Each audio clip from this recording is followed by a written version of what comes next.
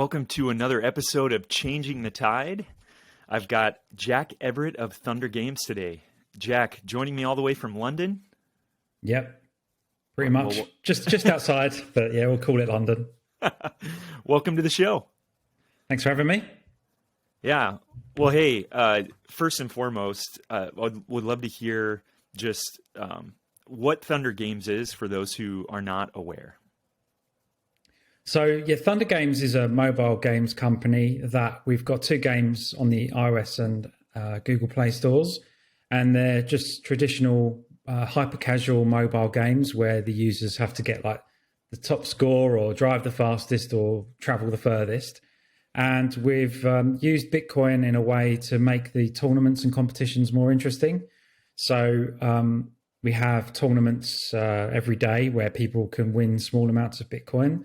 So it just gives everyone who's playing a like financial incentive to try harder, and it just makes everything a lot more fun because you've kind of got something to win and some like bragging rights if you win the top prize because you get more the world's hardest asset in your back pocket. So yeah, it's just a fun platform for people to play some games and win some Bitcoin. That's fantastic. I have both games on my iOS device. I know that iOS and Android work a little bit differently in terms of what you can win and that sort of thing. Could you maybe go into the differences between playing on iOS and playing on Android? Yeah, so essentially the games are exactly the same on both platforms, but the different app stores have slightly different rules and approaches to games that you can win money in. So they have slightly different rules for the tournaments to like work with Apple and Google separately. So on Apple, we have one tournament, which is a prize draw where users collect like lottery tickets during gameplay. And the more lottery tickets you collect, the more chance you've got of winning a prize at the end of the day. But when I first released that tournament style, that was about 18 months ago. And Apple accepted it for a while, but then after, say, 3 or 4 months, they asked me politely to remove it. So I removed it. Since then, but that was allowed on Google, so that tournament's on Google. But recently I tried submitting again to Apple the same concept, and they've accepted it again. So maybe their rules have slightly relaxed, or they've got more, I don't know, something's changed in the past 18 months. So one of the games now does have this ticket tournament, so hopefully that means both games will be the same on both platforms moving forward, which is pretty cool. That's fantastic. Well, I don't know if it has anything to do with the Fortnite Apple Supreme Court case, but yeah, it could be. In any case, which game is that on the iOS devices that you can play the tournament style? Yeah, Turbo 84 is the game, and that's a sort of 80s themed synth wavy style car game where you have to drive as fast as you can without crashing. Super simple. You just have to change lanes and avoid the obstacles in the road. And the better you are, the more tickets you collect, and then the more chance you've got of winning the daily Bitcoin jackpot. Yeah, highly recommend that game to anyone who's listening who hasn't played it. First and foremost, you and I connected, Jack, probably 6-7 months ago in a clubhouse room about I downloaded Turbo 84, and here's this incredible synthwave 80s style game, and we connected over that. And it kind of leads me to my next question, is because, Bitcoin, Lightning Network, mobile gaming, marketing and branding, some people spend an entire career just in those particular fields. You've brought it all together. Yeah. So maybe we could dive into, how did this all come about? THNDR Games and just your idea of let's infuse Bitcoin and Lightning into gaming, mobile gaming. Yeah, so I had a mobile games company already doing just traditional mobile gaming. And it was just an indie company. And I had a game like removed from Google for what seemed like no reason. Like, it was ridiculous. And it really, really annoyed me. And I couldn't get it back, and it's still like banned today. And it wasn't even there were similar games, and anyway, I won't go into too much detail, but it's the classic story of being censored. And I was like, oh, I can't. This is so annoying. And I'd already been in the sort of Bitcoin space since about 2013, as in I owned some. I wasn't really doing much and contributing. So I thought, well, let's see if I can do some like Bitcoin in-app purchases so that I can scratch an itch and see if Bitcoin can help me in my censorship problems. So I made a prototype game which had just Bitcoin in-app purchases in it, and I put it on Reddit, and it got enough downloads for people were interested, and they said it was cool, and I was using BTC Pay Server to do the in-app purchases, and that kind of made me think, yeah, there's definitely a community here interested in this kind of thing. But I felt that no one wanted to spend Bitcoin. People would rather spend their real money and then, well, not real money, but fake money and earn Bitcoin. All of the kind of earning apps, Bitcoin apps, the ones that had the most traction. So I pivoted the idea from being able to buy things with Bitcoin to just earning Bitcoin. And then the in-app purchases would just be the traditional iOS and Android in-app purchases. So I kind of rejected my game. The game that got banned. I just left that in the dust and started doing new stuff. So tried to make a few games that would facilitate this kind of Bitcoin earning idea. And yeah, with the branding, I think it's really important, because just adding Bitcoin to a product is not that super groundbreaking, in my opinion. It's my games have Bitcoin prizes in, but they could be any prize, right? They could be gift cards or whatever. There is some special stuff with Bitcoin that you can't do with gift cards. You can send instant payments with Bitcoin, and you can send I send 1 Satoshi to people, as a prize, and they love it, because 1 Satoshi's 1 Satoshi, isn't it? You're not going to say no to 1 Satoshi. Yeah. So is that the origin of the hashtag #OneSat gang? Is that what that's from? Yeah. So someone in my Telegram group said it, in the THNDR Games Telegram. I can't remember why I gave away 1 Satoshi, but I gave away someone 1 Satoshi, and they used this hashtag #OneSat gang. So I was like, oh, that's quite funny. So I started doing this thing where if you've signed up to one of my tournaments early, or you joined the tournament or whatever, I'll send everyone who played 1 Satoshi, because it's nothing to me. If 1,000 people play in a tournament, 1,000 sats is not a big deal to give away to everyone. So that's where the 1 Sat gang, everyone just likes 1 Sat. So it's just it's almost like an acknowledgement of thanks for playing. It's just another way to say thanks. It's not about the money. It's just about the effort that goes into sending someone the gesture. Yeah. But yeah, so it's cool. And the branding side of things. So the branding is very important to me. I don't have a branding background, but it's something I'm working on. Is a top priority for me, is to make sure we're a really good Bitcoin brand, contributing to the Bitcoin community, moving Bitcoin forward. Because it's a unique part of our business and a reason why our community will grow. Absolutely. So it sounds like you've been holding Bitcoin since 2013.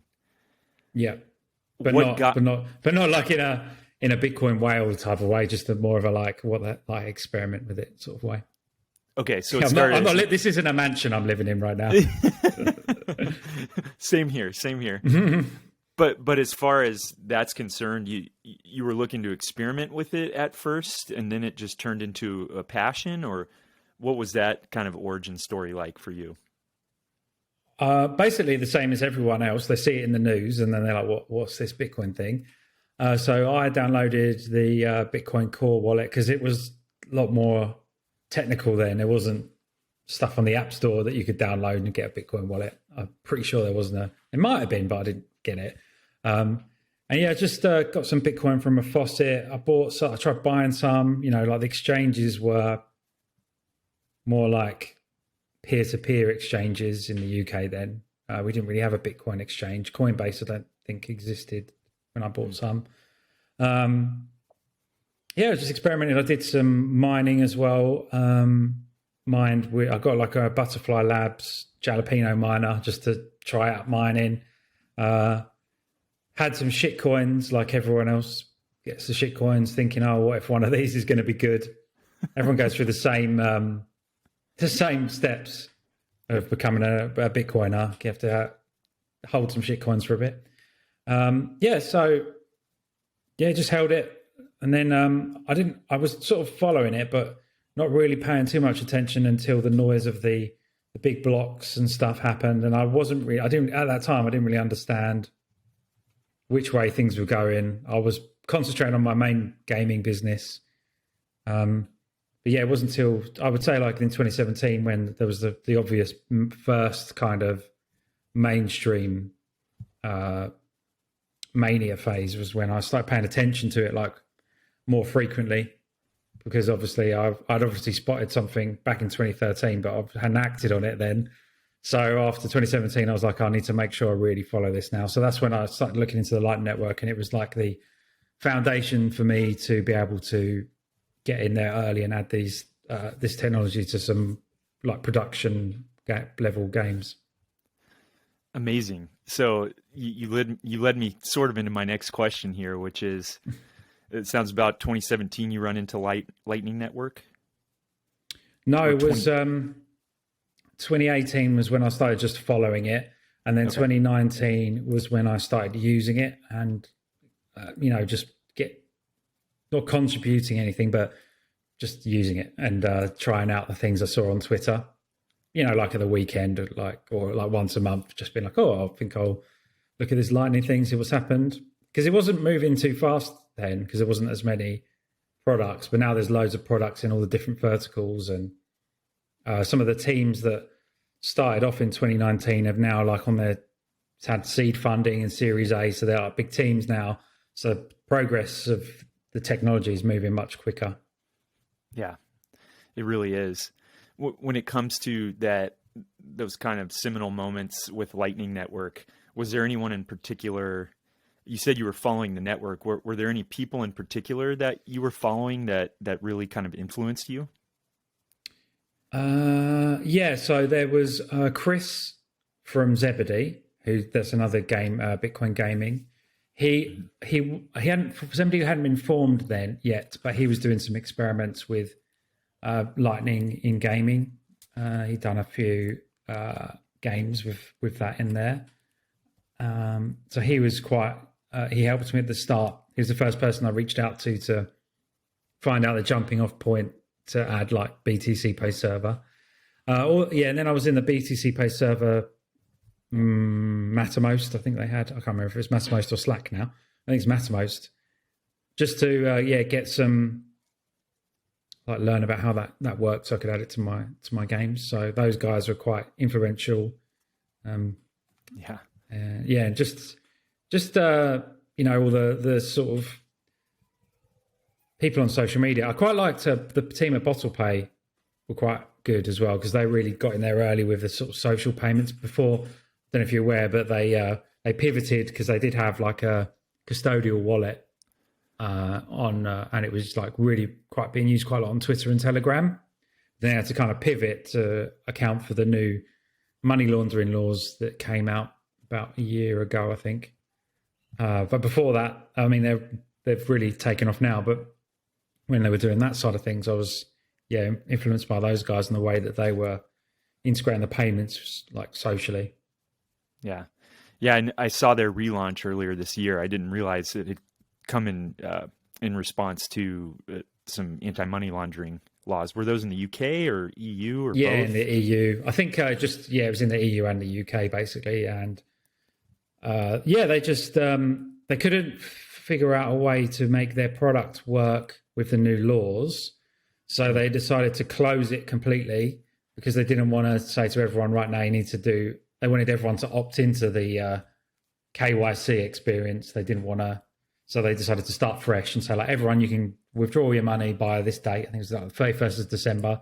Then after that, we're going to do a new product, and you can, if you want to be part of that, you can rejoin at a later date. So it was a good way to do it, instead of what most Bitcoin companies do when they get hit with the KYC hammer, is to just force every one of their users to do it. Yeah. Yeah.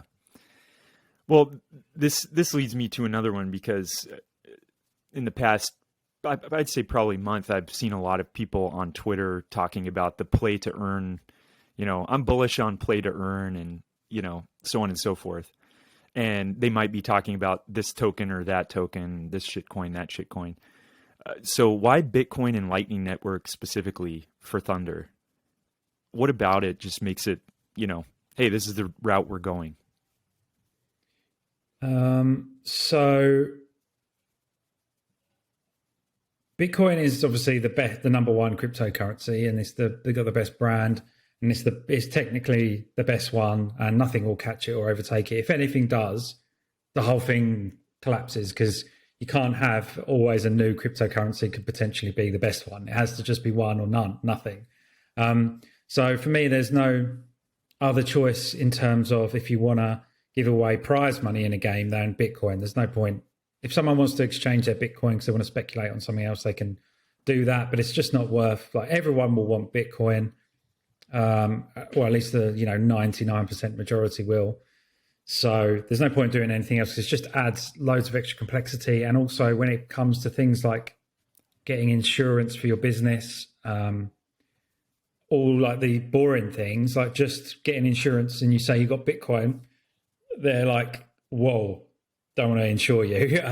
But if you've got Bitcoin and like Ethereum and like shitcoin number 1, shitcoin number 2, and all of like token 5 or whatever all these things are, you're going to have to explain everything, like the whole deep, dark underbelly of the scam, like all these scams basically, to try and get your insurance. Or it's going to be like super expensive. Like if you got all these other things, but if you're just doing Bitcoin, is like likely a lot simpler for these sorts of things. But that's an addition. Like even if it wasn't for that, I would still do Bitcoin only.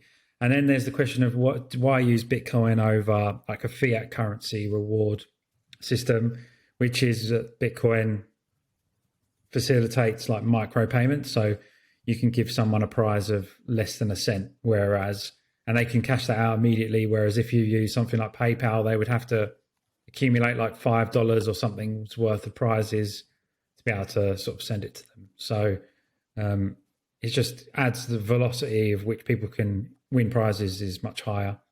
And the play to earn model, so Thunder Games isn't play to earn, it's free to win. Our model is the free to win model. So you can enter for free and you enter competitions and you win.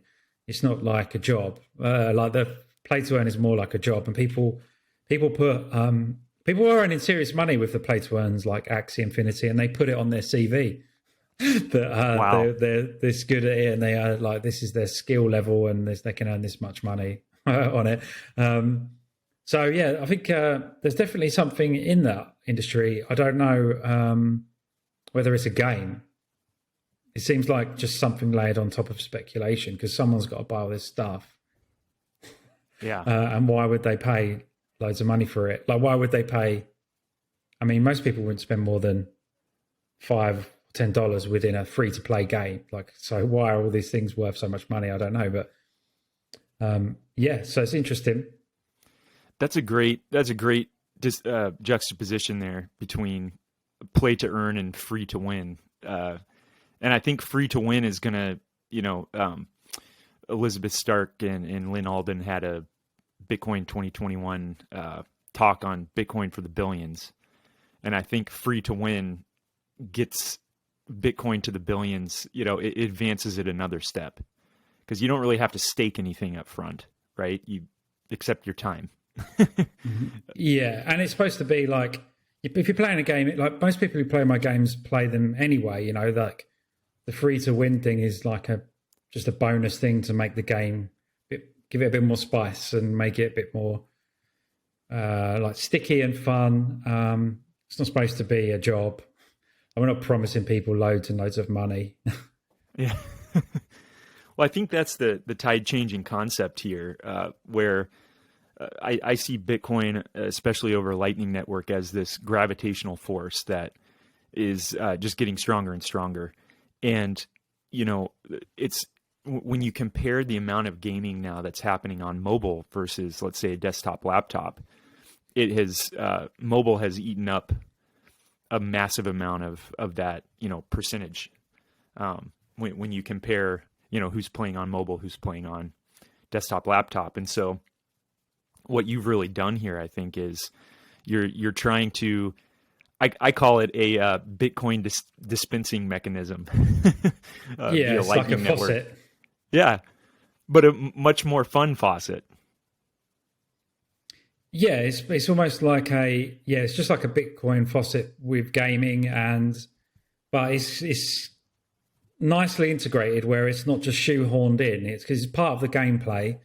For example, in our prize draws, the better you are at the game, the more chance you'll have of winning the better prizes because you've collected more raffle tickets. And then in the skill-based tournaments, the better you are at the game, the more chance you've got of getting higher in the leaderboard. So, it's just fits like a glove, really.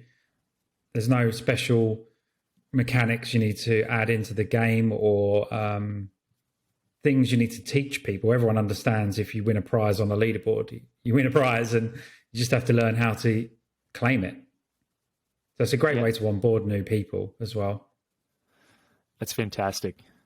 Well, one of the things I wanted to point out too from what you just said earlier is maybe something I didn't necessarily know, but for people who are looking to build in this space, that concept that insurance companies insuring your business are going to look at Bitcoin and their eyes are going to pop wide open and say, okay, we'll insure you. That's something that's interesting that maybe not a lot of people who are approaching this space might know yet. Yeah. I mean, when you, there's loads of things like that as well. It's not just that one thing, but sure. Yeah, when you do, you don't realize until you do it. And these things are expensive as well. So like the insurance problem is significant for me. So I just need like simple directors and officers insurance. And that's like what's the word? The broker, the insurance broker was like, well, because you've got Bitcoin, we automatically can only speak to 3 insurance companies in like the whole world. Everyone else is just going to say no without even reading the concept. And then that means like it's going to cost you like tens of thousands for like the simple insurance that should normally cost like $500 will be like $10,000 or something. And it's just like for a small business, like you can't. That's like a pre-seed business. That's a significant amount of money.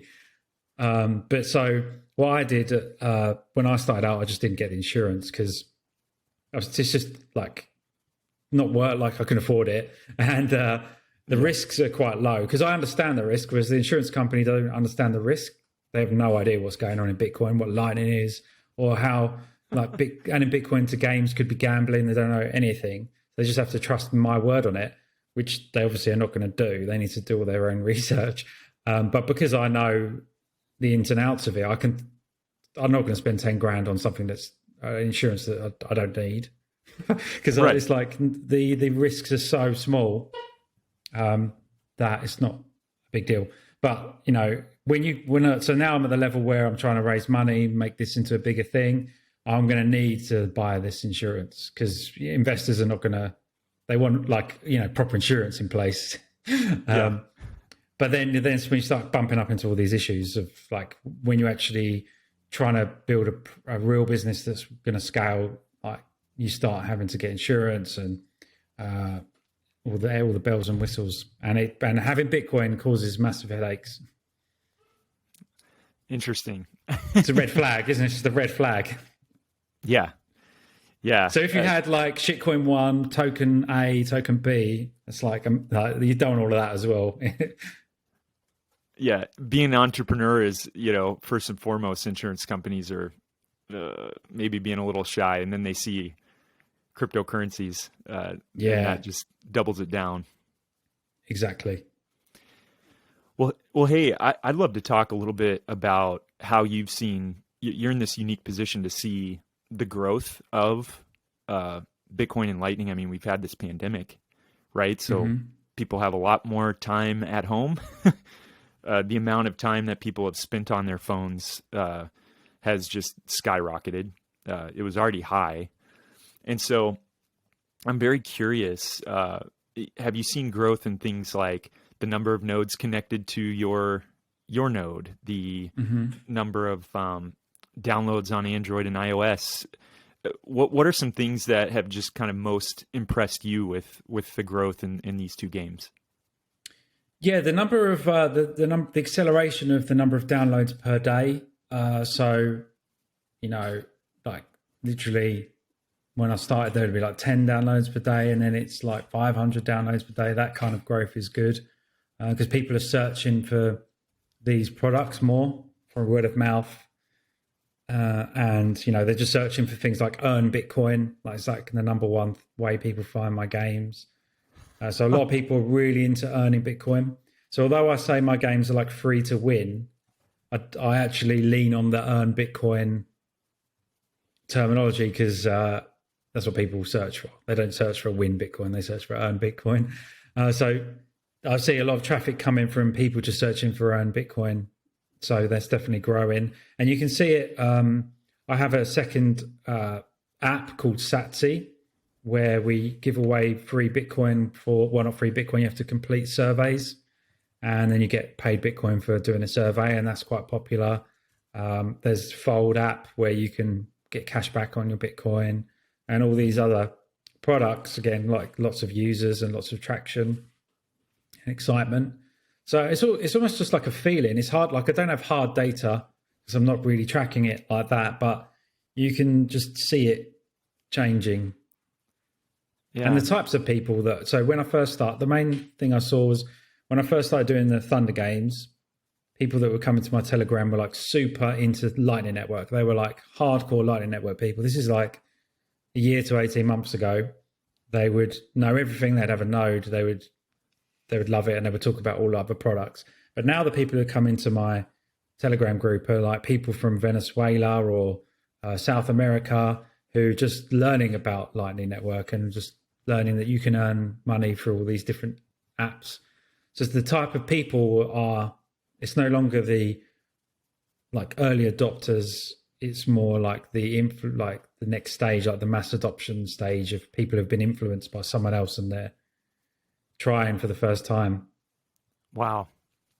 Yeah, I noticed playing Thunder 84 the other day that you had one of the signs on the side of the road pointed specifically to Bitcoin Beach. Yeah. So that probably plays a massive role there too. Yeah, definitely. I'll try to connect with what's going on in the Bitcoin space and link it to the games to make it a bit more teach people about stuff that's going on as well. I often give away free ads in my games to companies or projects that are not funded so they can get some free exposure because my users want to learn about more Bitcoin stuff, and some of these projects are just starting and they're small and need a different way to get people to see what they're doing. Yeah, it's kind of this organic thing I've noticed with Bitcoin companies is trying to create this circular economy and lift all boats in the space. Yeah, and I think the circular economy is not working out how people think, which is they're supposed to be like you earn in the Bitcoin and then you re-spend it back. But it's not what happens. People earn the Bitcoin and then they put it in their cold storage or try and transfer it or exchange it to on-chain Bitcoin. Like it's a one-way economy, which is just another way for people to convert time or fiat into Bitcoin.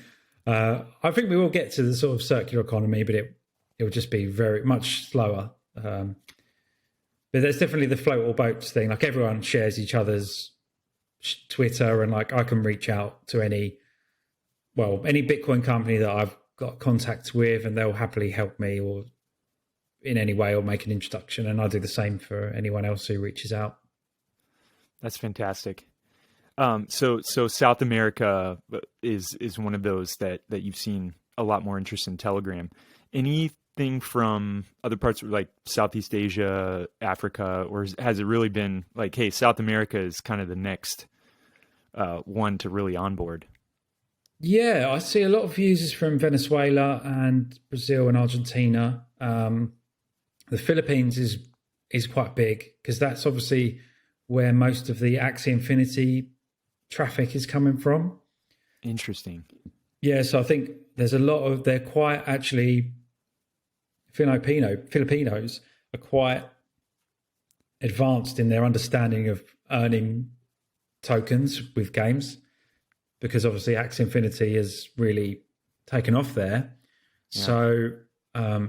So that's a big place. Generally, like Japan and other Asian countries, I'm not so big in because I don't have any translated games. But yeah, it's mainly South America. Like it's kind of global, to be honest. It's quite global, but I feel like there's a few hotspots in South America and the Philippines. Yeah, that's what I was wondering if they're, besides the usual suspects out there, nation states who would put some sort of ban or censorship on the app stores anyway. Is it pretty much a global reach with Thunder 84 and Bitcoin Bounce? Yeah, we've enabled them in any countries where Bitcoin is not illegal. But they tend to be in the most popular. They're most popular in the countries that the more developing countries that are like. It's weird. Like I do feel like they are really taking to Bitcoin as an actual alternative. Like I don't get many. Like for example, in my Telegram group, I had to start a Spanish Telegram group, a separate one, and start diverting people into there because so many Spanish people from these, like Venezuela, like I said, Brazil, Brazil's Portuguese, but the other Spanish and Spain actually as well. But they, there was such a demand for it that I had to kind of create a new group just for them. And are you fluent in Spanish, or did you have to have someone help you out with that? Yeah, so some of the users are can speak multiple languages, so they're helping me because they prefer to be in the Spanish group anyway. And they just tell if there's a problem in there, they'll just message me. Yeah, the power of working on an open source project, you get kind of helpers in open sourcing the languages, I guess. Yeah, very very generous. So I do have some people in there who are helping me translate the games. So we've got the games are coming out in Spanish and Portuguese, French, and Polish. But they help me out for free all the time, so I'm paying them for these like a professional amount of money. But it's cool because I can pay them in Bitcoin because they want Bitcoin, so it's just a cool thing. So the circular economy exists in that case because I'm paying someone for some Bitcoin for a service. I don't know if they're going to spend that Bitcoin somewhere. Hopefully they will. Yeah, yeah. Well, in some of these countries too, then you talk about the trend is towards just the economy losing steam, so to speak, or just the economy is not growing. The currency is decreasing in purchasing power, and so to pay them in Bitcoin, and they, to see that kind of just in some cases much more stability that Bitcoin has must be helpful too. Mm-hmm. Yeah, they definitely love it, and I think like no one ever asks me for any other cryptocurrencies. It's not like people say, "Oh, can you add Ethereum as a cash out option?" Like no one's asking me for that. Like, and that shows something. I think that if lots of people were asking me for Ethereum, then I might have to be like, well, I need to make a commercial decision here. Do I stay Bitcoin only, or do I give the people what they want? But no one wants it. No one wants anything else apart from Bitcoin. There's no point wasting time on anything else because the users aren't asking for it. Yeah, yeah. I don't think you'll have that problem. But that's my that's my unprofessional prediction. So, okay. So you had a couple tweets recently that I thought were very interesting. One of them was just LNURL with the picture of the massive growth, and so I did some digging, and it looks like from the GitHub repository that at least Bitcoin Bounce is using LNURL. Yeah, so Bitcoin Bounce and Turbo 84 use LNURL, and this is one of the reasons why it works so well. So LNURL has been around, I think, like 2 or 3 years. I don't know exactly when it started. Probably within a year of the Lightning Network really getting implemented, and it's basically a way to use the Lightning Network in a create good user experiences. So there's no copying and pasting of invoices, and it just automates certain common use cases, for example, withdrawing money from a website or app, or sending money to a website or app, or logging in to a website or app. And yeah, it's really cool. But not a lot of people really knew about it or were using it. So Thunder Games has done maybe 600,000 transactions in the past 18 months. And all of those have been using LNURL for the payment mechanism. And all of ZEBEDEE's stuff is built using LNURL. And, there's a Telegram group which I've been in since I started working on this project. It's like the LNURL Telegram group. And there has been only 80 or so people in it for such a long time. And now it's doubled. And the people who are in there are quite, famous Bitcoin people who are working on quite big projects, and they're trying to contribute and learn more about it. So that's when I did my tweet about it, because it just dawned on me that, there's a whole new generation of people paying attention to it, and it's, going to take off, because it's such a good way to make Bitcoin more usable. So for example, I don't know if you saw the Lightning address. Yes. Stuff from ZEBEDEE, right? Yeah. So they basically built, so anyone can implement that. It's just it's built on top of LNURL Pay. So LNURL Pay is a way that you can pay for stuff, send people money basically. And so the Lightning address stuff is built on top of that, like a sort of not methodology, but almost like a protocol of how you set up your web service to accept these payments. So any Bitcoin wallet or could set this up. And so if Thunder Games are going to use it, so if a user has got a ZEBEDEE wallet or any wallet that supports these Lightning addresses, they can add it to their user account. So instead of having to, when they win a prize, tap a button to cash it out to their wallet, we can just send it to them. They don't have to do anything, so we can just, it's almost like them giving us a on-chain Bitcoin public key that we could send Bitcoin to, but now it's kind of like the Lightning equivalent to that. It kind of looks like an email address. Yeah, it's kind of a vanity thing.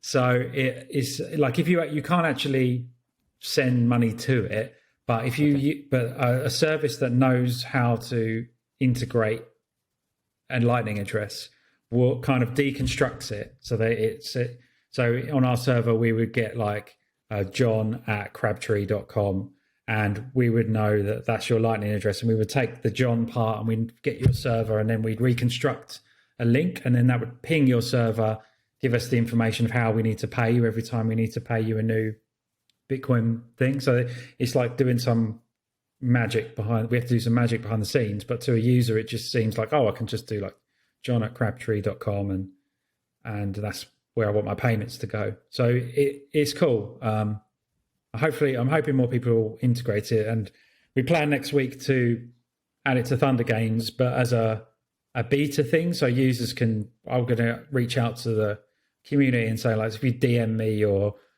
Lightning address and your account, your Thunder account, I'll add it so you can just get auto payouts. You don't have to withdraw, cuts so many steps out the user experience. That's really good. It looks really, really awesome. I mean, this is kind of what PayPal was doing in their early days, was an email address and you can send money on it, but it was all in the fiat system. And this is an open source equivalent to that on the Bitcoin network. Yeah, exactly. And it's cool because it's although ZEBEDEE were kind of driving it forward, it was part of an open, the LNURL Telegram is an open source thing where there's I'm in there, I've contributed to LNURL, and it all goes through the GitHub and gets reviewed, and everyone,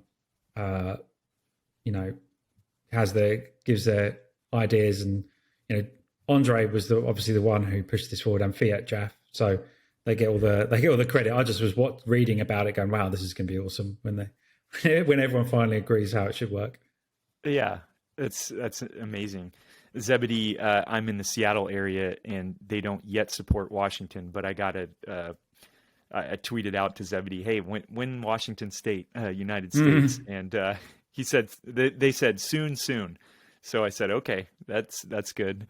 It just seems they came across my radar when it came to the CS:GO, just being able to earn Bitcoin playing, Counter-Strike Global Offensive, and that really flipped a switch in my mind, because I grew up in like the LAN party days, right? Like, go over to a friend's house, they've got a LAN at their home with 5 computers connected, and we would play Counter-Strike. And so to see just Bitcoin infusing itself into these games with huge network effects is really cool. Yeah, definitely make onboarding people via games much easier, to have all these like new games that I'm doing, and then the old games that are getting kind of revamped with Bitcoin in. And then eventually there'll be like AAA games that will just have Bitcoin in from the original design, which would be really cool.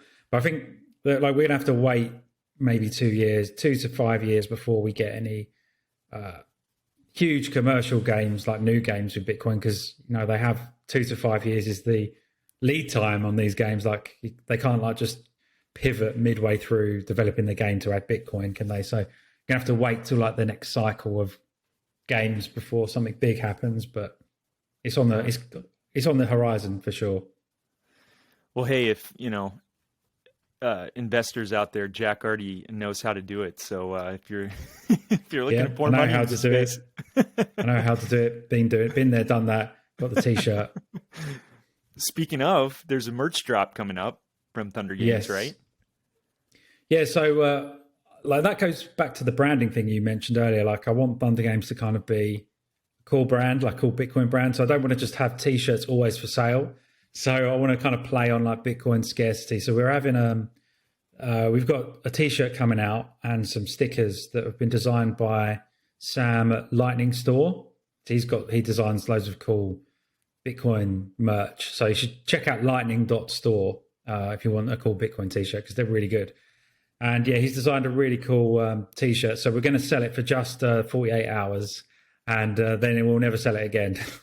Oh, so if you want it, you need to either go to our website, THNDR.games/shop, and register to be reminded, or follow us on Twitter, and you'll probably see it when it's out. I have already done that, but for anyone who's tuning into this, make sure you do that. You said September 18th? No. I can't remember what day. If it's September 18th, it's quite soon, isn't it? I need to get organised. Just checking. Yeah, September 18th. Jesus. 22 days, guys. 22 days. Don't worry, guys. It's going to be there. It's going to be awesome. So yeah. We've got some T-shirts printed already, and some of the stickers. And then if we sell more, we'll print some more. They'll just be a week delayed. That's awesome. You also had a response to Michael Saylor's 1 year anniversary of being a Bitcoin Cyber Hornet, and that was a cool tweet. Tell me more just about that. Yeah, was that the one where I said that was from THNDR Games, wasn't it? Yeah, sorry, that was from THNDR Games. Yeah, I did. That was me tweeting that. Okay. Yeah, I think. I was just responding that like he's fallen down the rabbit hole basically and done his Bitcoin research, and now it's time to get into Lightning.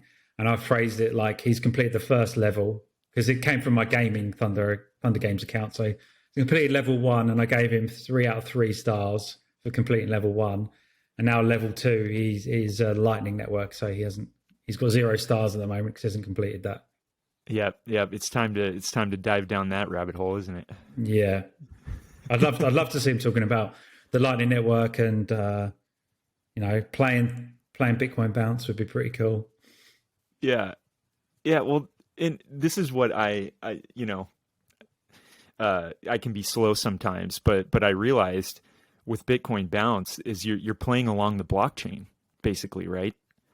Yeah, so the game is a blockchain, it's a stylistic version of what I imagine a blockchain would look like like if it was in the Tron movie or something. And yeah, you basically have a little Bitcoin character, and you just have to bounce along. And the more blocks you bounce along, the higher your score, basically. Yeah, and you can hit the lightning. My favorite part is when I see that lightning icon, because you hit Yeah, that and you get tons of points and you fly along the blockchain. yeah. Get the little lightning bolt, and you get a power boost, and you can just you don't need to worry about the blocks anymore. You just go over the top of them. Yeah, that's what's great about this is that, a well-designed game can be in a good way. Well, I guess in a bad way, but in a good way too. Very addicting, and it can also be used educationally. So I really love that you're bringing the educational element to it as well. Yeah, we definitely want to work more on that side of things, because there's definitely a lot of frequently asked questions I get in my Telegram and emails that people are always asking that I need to create a knowledge base or find a knowledge base to send people to. But yeah, well, our goal is to educate people how to use Bitcoin, and using the Lightning Network as the first way they interact with Bitcoin, because in my opinion, it's the best. So we want our games to be a way for people to say to someone else, like, if you want to try Bitcoin, play this game and win some Bitcoin and then cash it out. And like as a way for people to share Bitcoin, like other Bitcoiners to share Bitcoin with their friends who are not Bitcoiners yet. And we do see a lot of people cashing out the Bitcoin to like Wallet of Satoshi, who is the most popular wallet for us at the moment. And they tend to like cash out the prizes over the course of the month. And then occasionally I might send them a prize manually, like they win a special prize. So sometimes I have to send them like a manual QR code for them to scan. And then they just have no idea how to use the wallet, because they've been collecting Bitcoin. So they've seen it go into the wallet, and that's all. They only needed to learn that bit.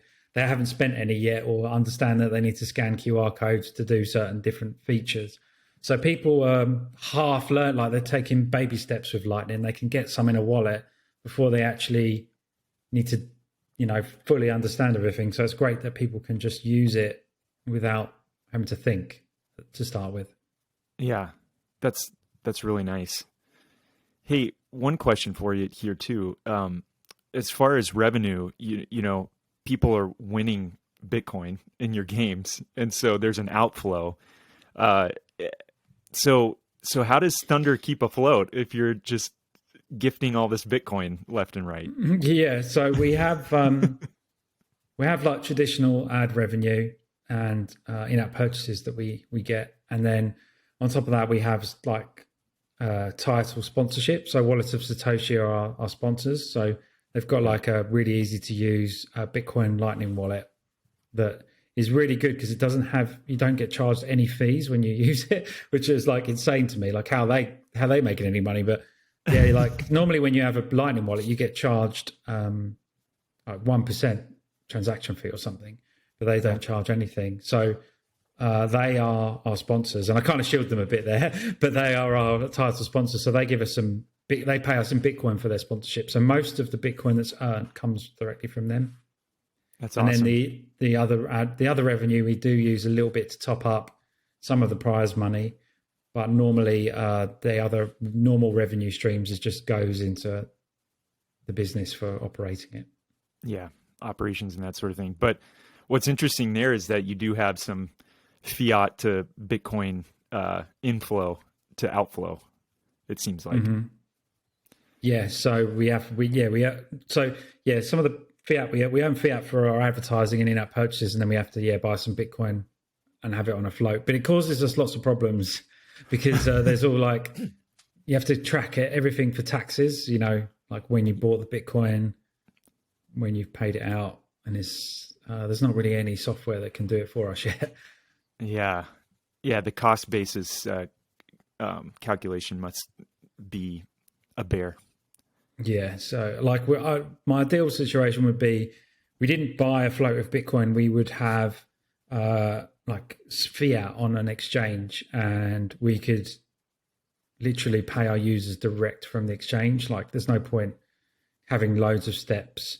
But that would mean we wouldn't need a Lightning node, which I don't like. I want to have a Thunder Lightning node always, even if it's just for the community to connect with each other. We're always going to have one. Yeah. Yeah. Well, you've got the Thunder Lightning store partnership. And so it's good you're doing the Thunder Lightning node as well. Yeah. Well, hey, what's next then? Like anything exciting on the horizon for Thunder Games? You're already doing some really fun stuff. Yeah, so we've got the merch drop, which is just kind of something fun, a little fun experiment, and then we've got a new game coming out. That's probably going to come out in a month's time, but we haven't announced anything about it yet. But we've got a new game. We've actually got 4 games in production at the moment, so we should start being able to release games more frequently. Like we're hoping to start being able to release a game every month. Wow. And yeah, we're basically going to be working on loads of new games, really, just some stuff for people to do with Bitcoin. And yeah, I'd like to do some like web games potentially. Would be cool because then we're not shackled to what the App Store rules are. Yeah. How big is the Thunder team, Jack? At the moment, it's only 2 people, but we're potentially growing to 6 people in the next 3 or 4 months. Wow. Still, negotiations are in place for these people. So hopefully, we'll grow. And then that's how I feel like we're going to be able to do a game a month because some of these people are awesome that are going to join, but just need to sign the deal really with them. Yeah. Just sign the thing. Yeah, I'm trying to get move things forward this next few months. Towards the end of the year, Thunder Games will start becoming a lot bigger and easier to manage than just me, basically. Yeah. Well, you're small but mighty now, so I can only imagine as you start to add quality people. Yeah, I like that, small but mighty. Yeah. I mean, I wouldn't have thought you were just a two-person shop from the quality that you're putting out. So, oh, that's good. Very kind of you to say. Yeah, good on you guys. Well, hey, how can people, as we wrap this up, how can people find you? How can they find Thunder Games? You already talked a little bit about the merch drop, but yeah, plug away. Okay. So the best place to find us is to follow on Twitter, and our Twitter handle is Thunder Games, but it's spelled THNDR Games with no vowels in the Thunder. And you can join our Telegram, which is the same, THNDR Games. Or you can follow me, Jack Everitt, on Twitter. Those are the best ways. Or you can go to thunder.games, which is our website, THNDR.games, and just see the tournaments that are currently running and just get the links to the games. Or just search for Thunder Games on the app stores, download one of our games. The links to all the social medias are on there as well. Well, that's great. Jack, as you start releasing some of these things you've been talking about down the road, would love to have you back on to just tell us more. Definitely, yeah, I'd love to come back. I've had a great time chatting to you, and I'd look forward to coming back and hopefully giving some updates about the progress of Lightning and how things are moving in the hockey stick direction. For sure. I have no doubt that will happen, and probably a lot sooner than any of us can even realize. So it might already be happening and we just can't see it because we're too close, which I suspect is the case. Yeah, absolutely. Well, thanks for coming on, and viewers, listeners, thanks for tuning into this round. We'll see you next time. Cheers. Cheers.